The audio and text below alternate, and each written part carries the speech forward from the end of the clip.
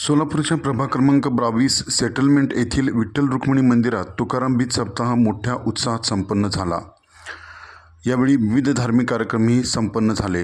या प्रसंगी जिल्हा नियोजन समितीचे सदस्य किसन जाधव यांनी दर्शन घेऊन तुकाराम महाराजांच्या अलौकिक कार्याविषयी आपल्या भावना व्यक्त केल्या।